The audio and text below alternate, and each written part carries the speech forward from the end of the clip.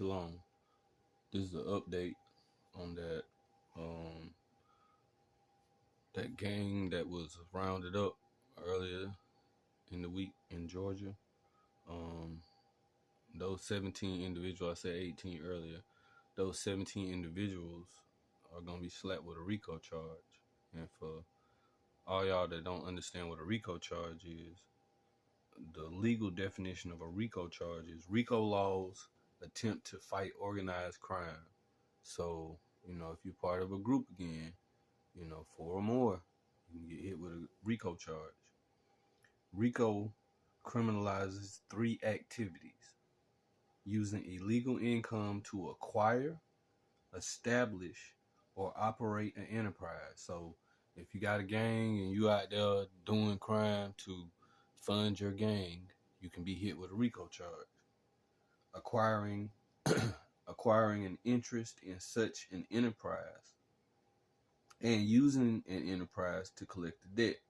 So if you join a gang, then you can be hit with a RICO charge and using an enterprise to collect the debt. So if I go to a gang to go get me some money that somebody owe me, I can be hit with a RICO charge. So what is considered a RICO charge? Criminal RICO. To violate RICO, a person must engage in a pattern of racketeering activity connected to an enterprise.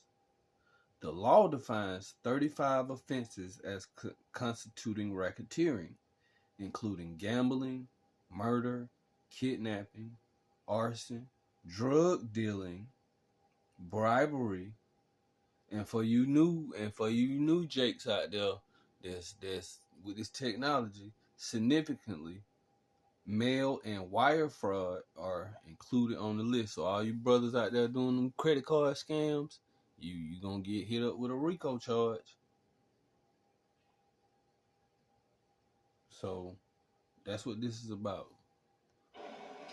A grand jury has indicted more than a dozen alleged gang members for crimes all over the state of Georgia. Governor Kemp, Attorney General Chris Carr, and representatives of law enforcement agencies made the announcement at a news conference at the state capitol late this afternoon. Fox 5's Claire Sims joins us live from the state capitol. And Claire, 2 of those indicted are alleged leaders of the gang.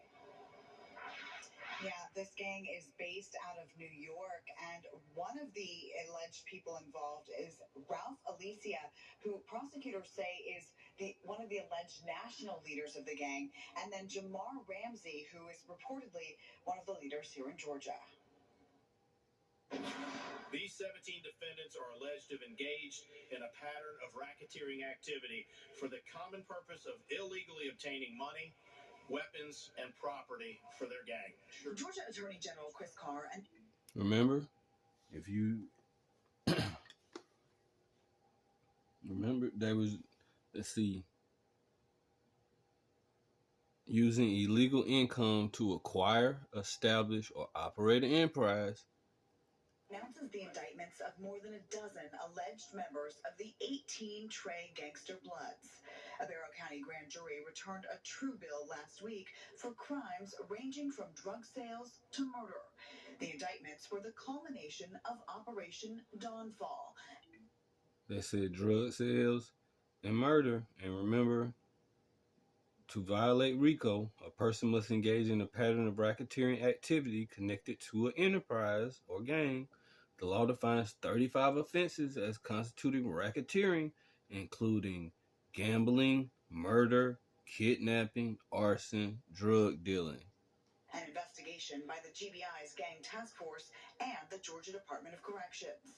According to the indictment, gang members used social media and music videos to promote the organization. Significantly, mail and wire fraud are included on the list.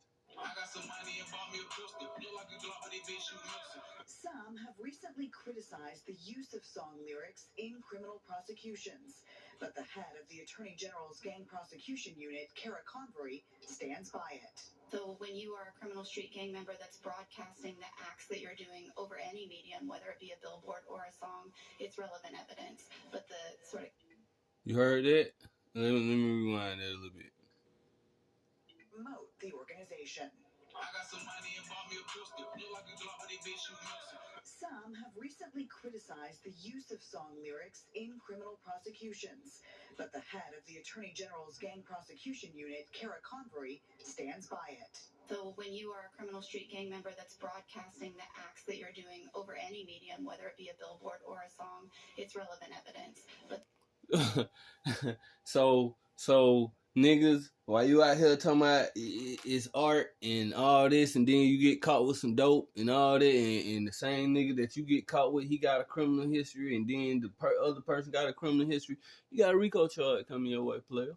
The sort of key usage of it for us in this case and in any other that we're... Yeah, my bad for stopping the video. And that's another thing too. How you niggas that selling dope and doing all this, how y'all ain't watching the news? How y'all do not know? How do you not know that they telling you what can happen, and you still doing it? You deserve to go to prison for this. Like, you're not even trying to break the law the right way.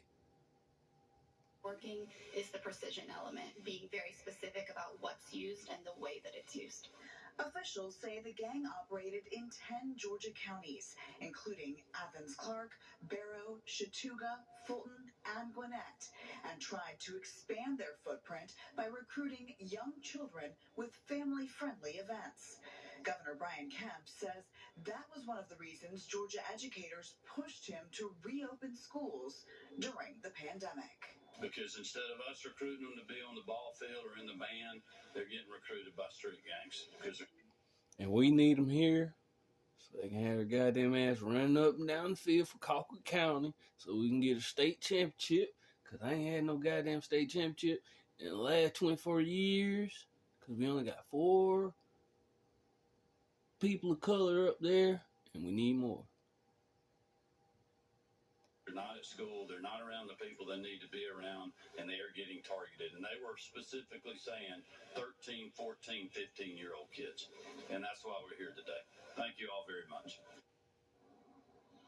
All 17 defendants named in that indictment face RICO charges. And there you go. That part right there. So, you know, whoever this video get out to, you know, if you living that life, hey man, it's not worth it. You need to be your own leader. You know, you listen to the Most High, learn what the Most High wants you to do, get in the scriptures, learn what the Most High wants you to do. But other than that, man, you know, you listen to your parents, your elders, that's progressing in life, that's actually doing something, not just an old nigga. But you know, like Kwame Brown say, life is about decision making. Shalom.